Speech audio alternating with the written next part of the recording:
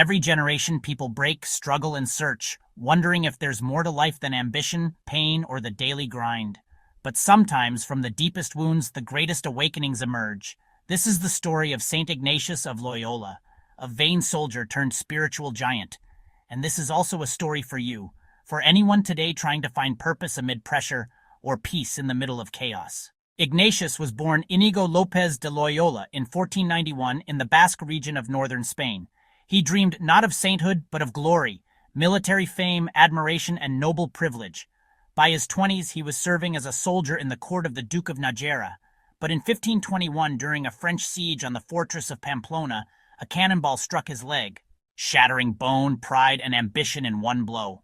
As he lay bedridden for months, desperate for entertainment, he reached for tales of knights and romance, but none were available. Instead, he was given the life of Christ and the lives of the saints. And something unexpected happened. At first, he read the saints' stories to pass the time, but soon he noticed something. After reading about Francis of Assisi or Dominic, he felt a sense of difference, a stirring, a peace that lingered long after the page had turned. In contrast, when he returned to fantasies of fame and courtly love, he felt hollow once again. Some thoughts left me sad, others joyful. Little by little, I came to recognize the difference. After giving up his sword, Ignatius made a pilgrimage and ended up in the cave of Manresa for nearly a year. There, he wrestled with shame, doubts, and self-worth. But through it all, he wrote the beginnings of the spiritual exercises. These exercises were not academic. They were transformational. At the heart was the daily examine. Where did I feel God today? When did I feel far from him? It became a daily mirror for the soul.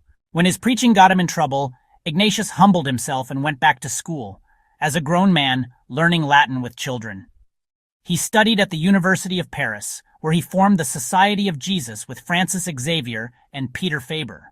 The Jesuits would take vows of poverty, chastity, and obedience, but their mission wasn't isolation. It was education, evangelization, and service. In 1540, Pope Paul III approved the Jesuits. They pledged absolute obedience to the Pope. Wherever the church needed them, they would go. But this wasn't blind obedience. It was discerned obedience, a humble willingness to let God lead through the church. Ignatius wrote, "Act as if everything depended on you and pray as if everything depended on God." So how does this 16th century saint speak to our modern souls? 1. Your wounds can be your turning point.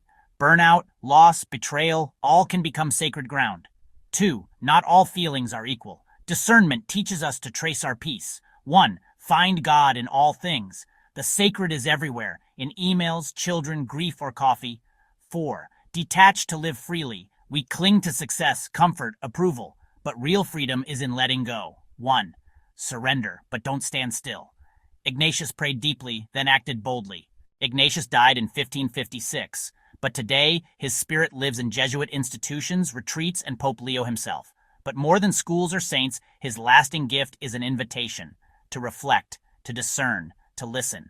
If you're searching, stumbling, or just surviving, remember Ignatius. He fell, he questioned, he changed, and so can you. St. Ignatius of Loyola, pray for us. Like, subscribe, and share if this touched your heart. Comment below, what part of Ignatius's journey spoke to your story?